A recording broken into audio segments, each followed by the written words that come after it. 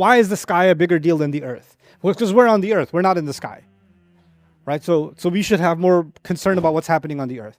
The thing is, on the earth, graves are tearing open, mountains are turning into powder, and all this stuff is happening, right? Oh, like, what's happening? What's happening? What's happening? And then the angels start coming down, right? And now you realize, because first you're like, Malaha, what's wrong with the earth? What's going on? What's going on? And people are walking around drunk. وَتَرَى النَّاسَ سُكَارَى وَمَا هُمْ بِسُكَارَى. They're not drunk, but they're walking around like they're drunk. But when they see the sky tear open, it's not just that the sky tears open, it's like the unseen dimension has now become seen, and the army of angels is coming down, and you realize, oh, that's what's going on. Man, compared to that, the earthquakes and the oceans boiling, this was a smaller problem. The angels coming down is a much bigger problem. And that's why that's the overwhelming problem. You're watching just a short clip from our longer, deeper look of Surah Al-Muzzammil. This full series is now being released exclusively on Bayyina TV, featuring a very deep dive into the surah's key themes, verse-by-verse breakdowns and lessons, which you can now watch on demand via your mobile or on the web, or even cast to your living room TV now and watch with your family. Having said that, we move to another. By the way, stress.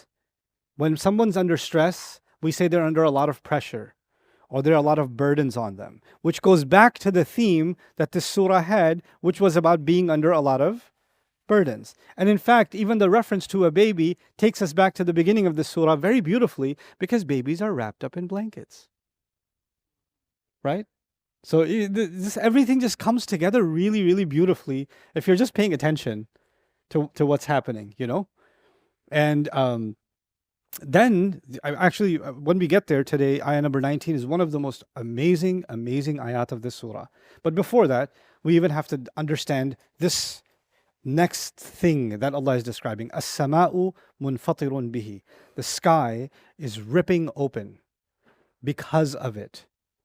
The sky is ripping open because of Judgment Day. As if to say, Judgment Day is this huge event, right? And for this event to begin, the curtains have to be opened. And what are the curtains?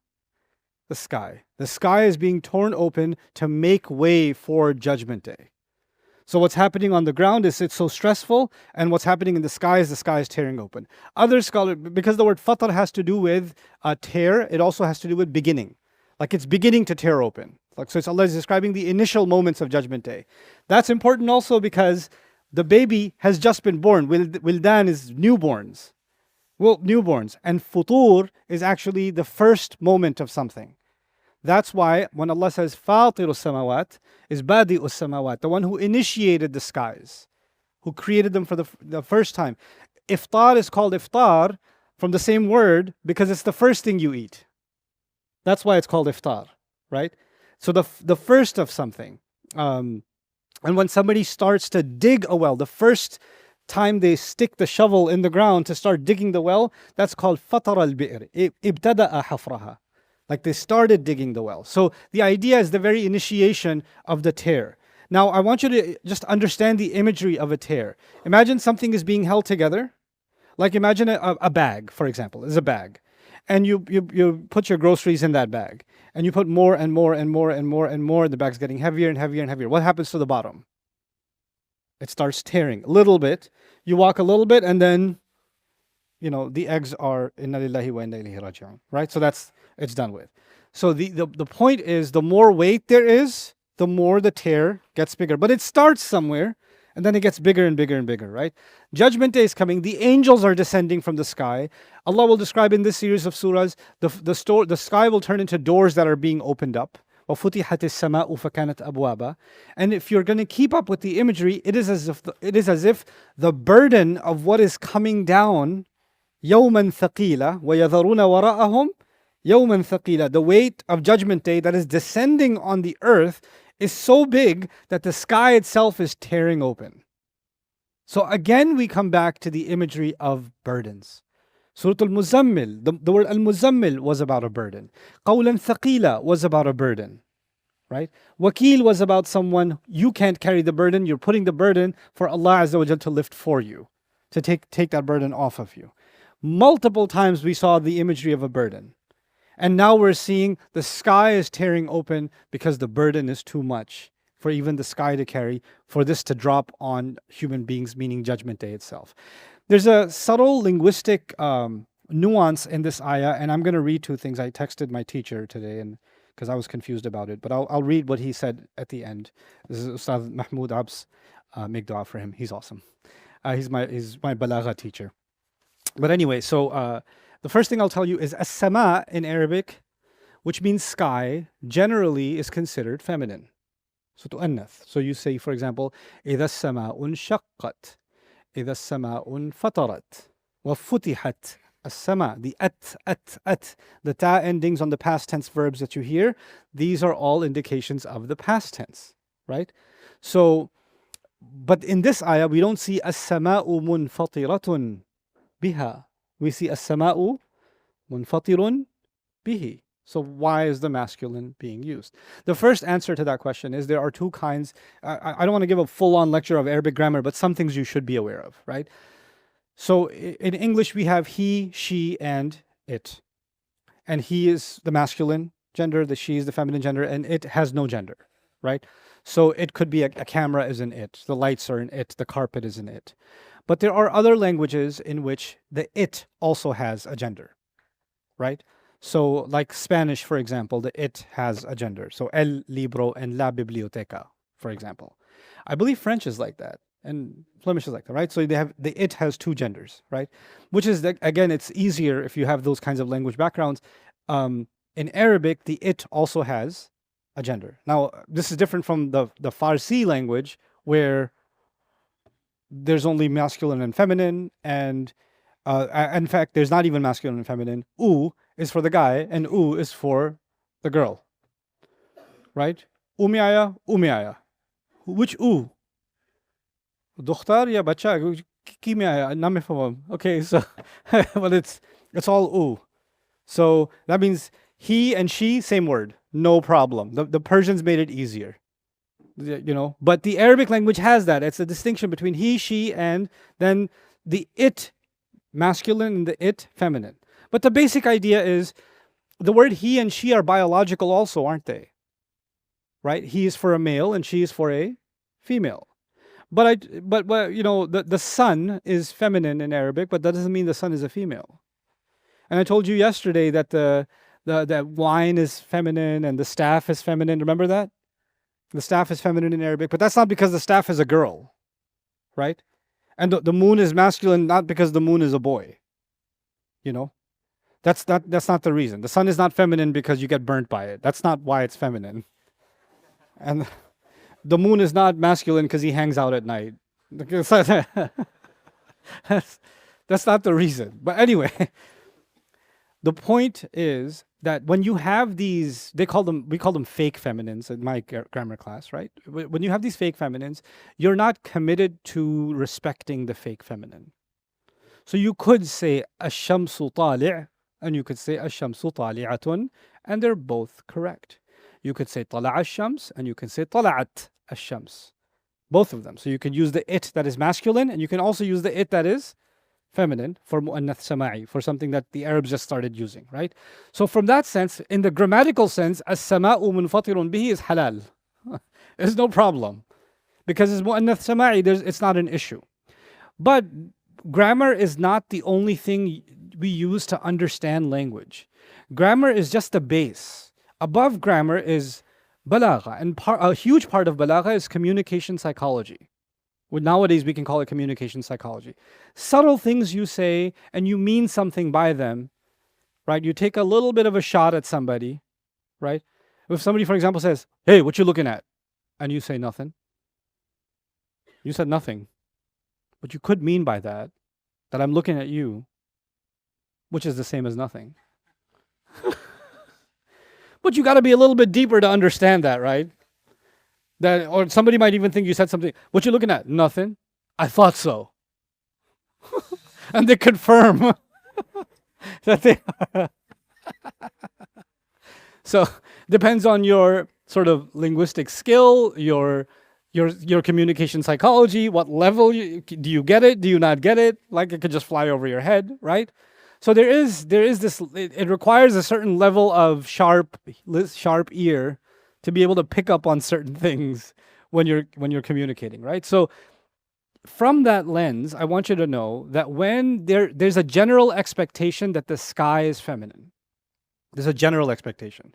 So by using the masculine, even though grammatically it's allowed, that doesn't mean that the expected version was used. This is an unexpected usage. So something subtle is being done here. Another example of that is وَقَالَ نِسْوَةٌ فِي الْمَدِينَةِ. قَالَ نِسْوَةٌ. But what would the Arab expect usually? قالت نسوة. So the subtle thing that's being done there, for example, could be that women started talking about the scandal that happened between Yusuf alayhi salam and the wife of the minister. They started talking about this lady, right? But it wasn't just women. It was women and also some men that were talking, because women were talking to their husbands, and they were, people were talking. But mainly it was women talking, but not just women talking. So when you use the masculine, you are in a gentle way including more. In a subtle way, you're not limiting it to just the women. But you didn't come out and say men also. You gave them the main role, but you didn't limit it to them. You understand? So that's one of the ways what the mudhakkar does. It's a'am wa ashmal. So it's more general and it incorporates more. One of the other things that this does is that it's khilaf at-tabi'a. So the women were talking, but that's not a very, very ladylike thing to do. So they were doing something against their nature. The good nature of women is to be modest and to not talk about things that are not modest. So the fact that they were going against their nature is gently illustrated with the verb going against the noun's nature. You understand? So from that perspective, if you see as-sama'u munfatirun bihi, it's as if the sky on that day will go against its previous nature. Right? It's going to defy its norm. And it may be that because it's the masculine is more more encompassing, it's ashmal, that the sky tearing open may mean that it's not just the sky that's going to tear open. Graves are also going to tear open. Mountains are also going to tear open. Oceans are also going to tear open. But man, even though you're seeing mountains tear open and oceans tear open and castles tear open and buildings tear open, you're going to see cities tear open.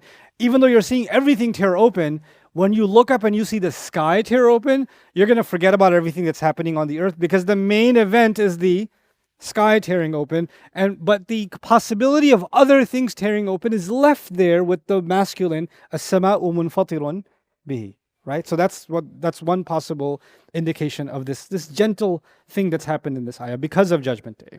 Then, because the thing is this, and why is the sky a bigger deal than the earth? Well, because we're on the earth, we're not in the sky. Right? So we should have more concern about what's happening on the earth. The thing is, on the earth, graves are tearing open, mountains are turning into powder, and all this stuff is happening, right? Oh, like, what's happening? What's happening? What's happening? And then the angels start coming down, right? And now you realize, because first you're like, malaha, what's wrong with the earth? What's going on? What's going on?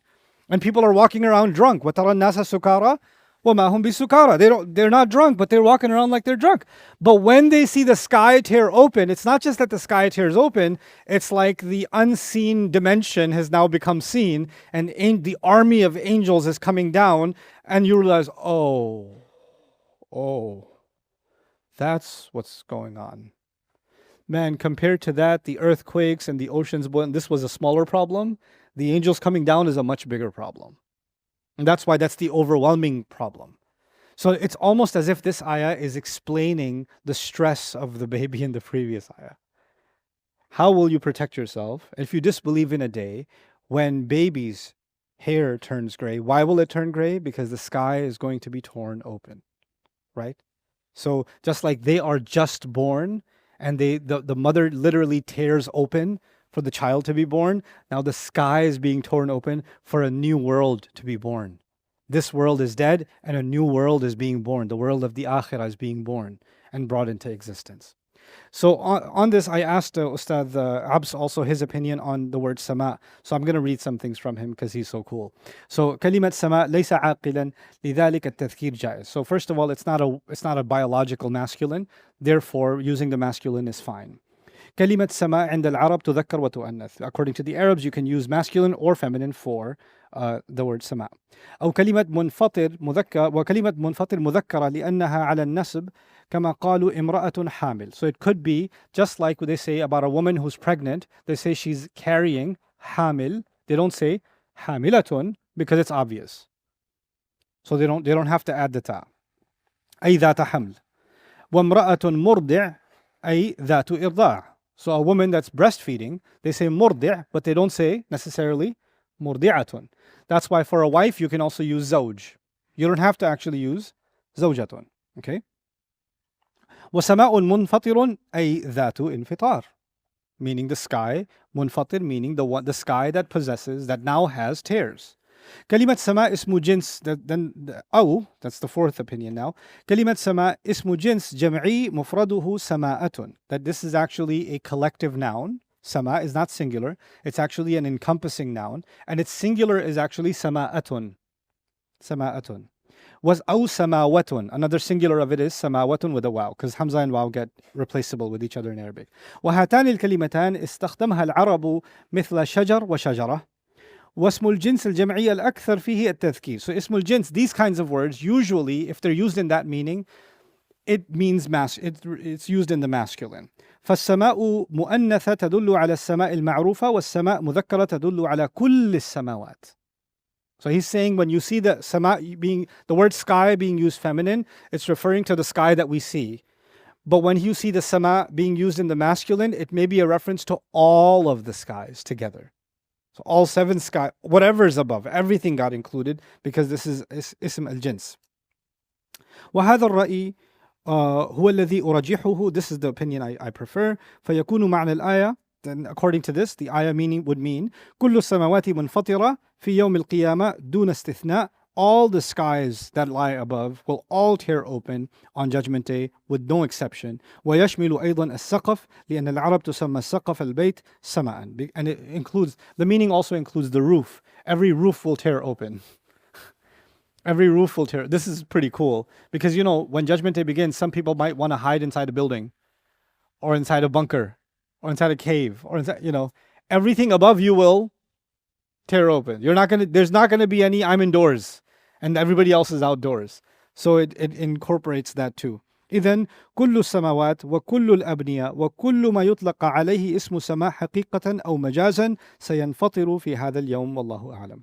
Thank you so much, Ustad Abs. So that means all the skies, all the buildings, and anything that you can consider above you will be torn open. You are entirely left exposed on Judgment Day. كان وعده مفعولا. His promise is meant to be fulfilled, or is as good as fulfilled. This last part of the ayah is actually the Quran describing a really beautiful concept in the Quran. Usually, only one other place we see وعدا مفعولا in Surah Al-Isra. كان وعدا مفعولا. That the Israelites experienced destruction, and Allah says that was a promise that was fulfilled. So maf'ul means something that got done. Something that has been acted on is maf'ul. Okay? So if I told you to do something, and you did it, I say, did you do it? You say, na'am, maf'ul. You could say maf'ul, meaning it got done. It got done. Now Allah is saying this is His promise, or its promise, has been done. That's what Allah is saying. So first of all, wa'duhu has two meanings. Wa'duhu has two meanings. It could mean the promise of Allah has already been fulfilled. That's one meaning. Or has already been acted on. The second meaning is the promise of Judgment Day, because the who could refer to Yawm al-Qiyamah. The promise of Judgment Day has been fulfilled. But that's confusing because it hasn't been fulfilled. It hasn't been acted on. It didn't happen yet. Right? Why kana wa'duhu maf'ulan, as if it's already done? This is Allah describing to us something about time. We live in basically 4 dimensions. Right? Length, width, depth, and time. These are the dimensions in which we exist. Right? And so if you think of these 4 dimensions, think of them like a bag. Right? And Allah Azza wa Jal is holding this bag. He's above these dimensions. Now, if you think of, I don't want to get too like quantum physics with you because I'm bad at it myself. But if you draw a line on a piece of paper, Just a line on a piece of paper. You're looking at it from above. Do you only see the beginning of the line, or do you see the whole line? At the same time, or one little bit at a time? You see the beginning of the line and the end of the line, all because you're looking at it from above. You have a view that's three-dimensional while you're looking at something two-dimensional, right? And so if there was a creature traveling on that line, then they can only experience one part of that line at a time until they reach the end of that line. But you, from above, know where the creature started, like the ant crawling on the line. You know where it started, you know how much progress it's made, and you know what's left in front of it. Because you have the three-dimensional view, isn't it? Now there's four-dimension. Now there's five. And Allah is in the ghaib, in a dimension above ours. Right? And He sees us, and He sees where we started, and He sees where we're going. All of it, He doesn't have to wait to see it. He sees all of it at once. Allah has the full view all at once. So He's not waiting for Judgment Day to see how it plays out. He can describe it as if it has already happened. So from God's perspective, it's already been fulfilled. كَانَ وَعْدُهُ مَفْعُولًا. From that perspective. Now I know when some people hear that, they get a little bit depressed. Well, if it's already been decided, then what am I going to do then? What's the point of doing anything? God knows everything. I don't know. It's already, I love that for you. I love that for you. That Allah knows everything, therefore you have vacation. Right? And this logic, I could never, this was never a problem for me. Predestination was never a problem. I studied philosophy and it was never a problem for me. The reason it wasn't a problem for me is I get upset. And that's enough reason for me to know predestination doesn't work the way we think about it. You know why? Because if I threw this at your face, you would get upset. And you're not going to say, well, this was qadr of Allah, it's already maf'ul. It's Allah subhanahu wa ta'ala did it. You're going to look at me like, hey man, what'd you do that for? Why are you getting upset with me? And as soon as you're done being upset with me, then you say, I have a problem with al-qada wal-qadr. Bro, you just a second ago didn't have a problem with al-qada wal-qadr. You said I was qadir. You said it's my choice. I did this to you. And then you say you have no choice. So I have choice and you don't have choice? Which way you want to go? Right? And then, of course, now atheists, because they're discussing consciousness, they're like, it's just physics. There's just subatomic particles bouncing off against each other and neurons are firing. We don't control physics. I can't control electrons and neutrons. Quarks are way too small for me to control. Therefore, all of us in this existence are just science, but we don't really have any control. Then why do you want to get paid for your lecture? Because that wasn't under your control. And because if the people that recorded your lecture and don't want to pay you for your appearance, Mr. Atheist, they'll just say it was physics. Right? Why are you holding anybody accountable? It doesn't work. But at the same time, we acknowledge something about Allah. Allah sees what we cannot see. Allah can see the future and show it to us. And that's why perhaps when Rasulullah sallallahu alaihi wasallam hears about these ayat, he knows something about Allah. That Allah does not describe something that is going to happen. As far as Allah is concerned, it's a reality. He is the ultimate reality. He sees all reality. And so he can fall unconscious from the overwhelming truth that is presented to him in these ayat, even when somebody else is reciting it. Right? So كَانَ وَعْدُهُ مَفْعُولًا. His promise has already been acted upon. This was from Allah's perspective. But now from a human perspective. From a human perspective, kana actually means guarantee. Kana can be used in the meaning of guarantee. So what that would mean is, have you ever heard someone say, consider it done? It's as good as done, right? That means because the word done is in the past. And nothing is more guaranteed than the past. The future is uncertain, but the past has no doubts. What's already happened is absolute. So when people want to give a guarantee about the future, the ultimate guarantee is consider it done. The word done is about the past. But I want you to think about the future as guaranteed as you think about the past. And that's why they say consider it done. And that's the word maf'ul. His promise is absolutely guaranteed. And the promise of Judgment Day is absolutely guaranteed. That's the phrasing that's being used. كَانَ وَعْدُهُ مَفْعُولًا. Hey guys, you just watched a small clip of me explaining the Quran in depth as part of the Deeper Look series. Studying the Quran in depth can seem like a really intimidating thing that's only meant for scholars. Our job at Bayyinah is to make deeper study of the Quran accessible and easy for all of you. So take us up on that challenge. Join us for this study, the Deeper Look of the Quran, for this surah and many other surahs on BayyinahTV.com under the Deeper Look section.